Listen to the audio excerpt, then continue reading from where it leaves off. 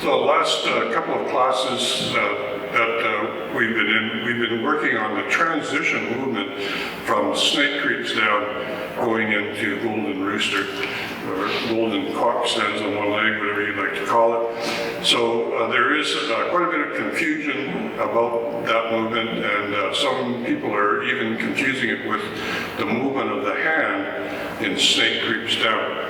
So two very distinctly different movements. The arm movement in snake creeps down is vertical. It goes top to bottom circularly and looks like this. The shoulder and the elbow are rotating in. So from this position, the hand is actually going up a little bit and then down quite a bit and forward. Not quite completing the circle, but pretty darn close. So we go here, still going backwards, hand goes down, then on the inside of the thigh, and now drop your hip, drop your shoulder, drop your elbow, and that kind of levers the hand up into its final position. So demonstrating again. So vertical circle. The movement that we're mainly addressing today, between there and Golden Cock stands on one leg, this is a horizontal circle. In other words, it's circling horizontally to the ground rather than vertically to the ground. So that movement, the basics, just loose interpretation of it, is here.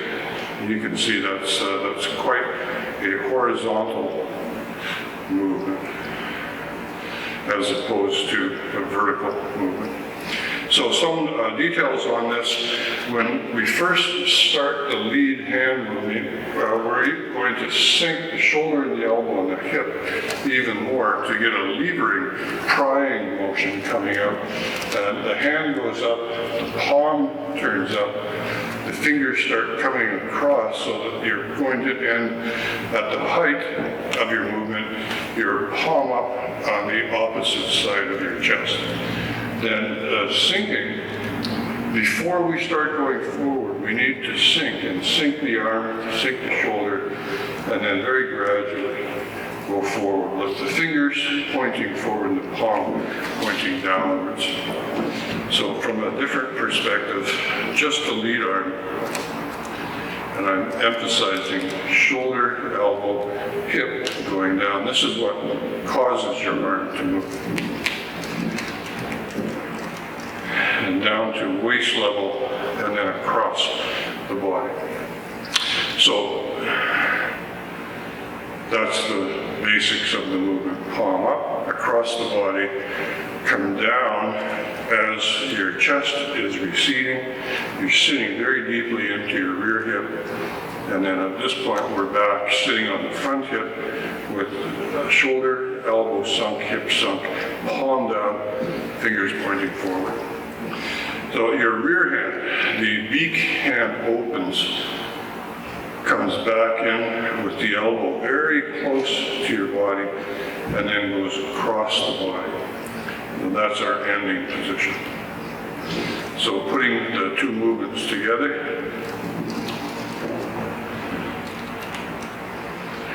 and that's first half, second half. The arms don't really move very much at all on this. The second half, we simply stand up on one leg. One more common error that people make,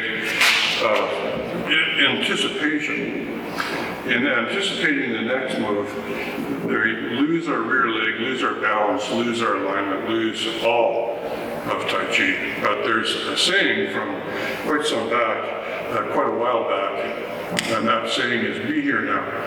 And that fits Tai Chi really, really well, because as we're not moving but adjusting the body, the main point of adjustment is that we don't lose integrity or alignment or root or any Tai Chi attributes. And of course, if you anticipate, you've lost all your attributes.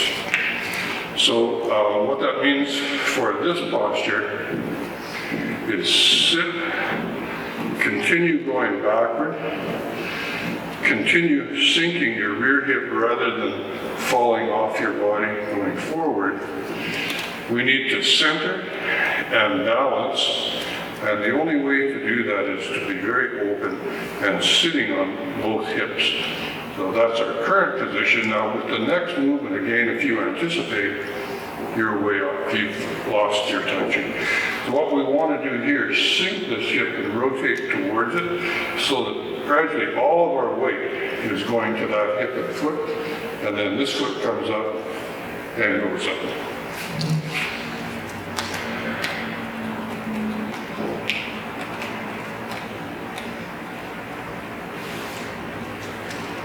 Okay, now the next movement, this is two curves, one going this way with this hand coming down this way, very curved, palm down, and the other is this hand curving upwards.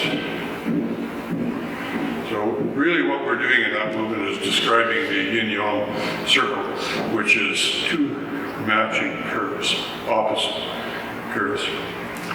So putting it together,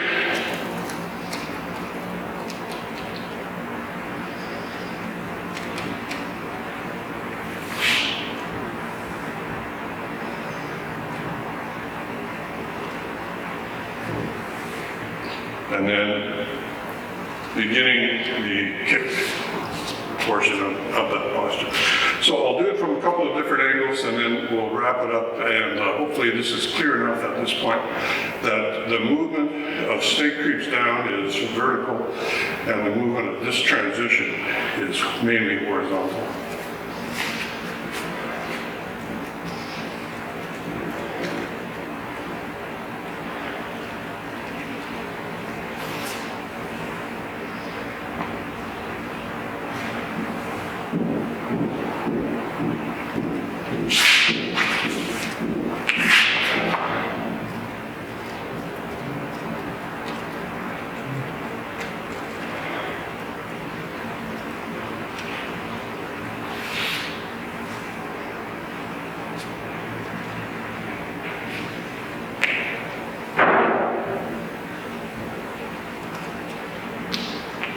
Okay, so I hope that is sufficient to clear up any misunderstandings and any misviewing of the posture that we're doing.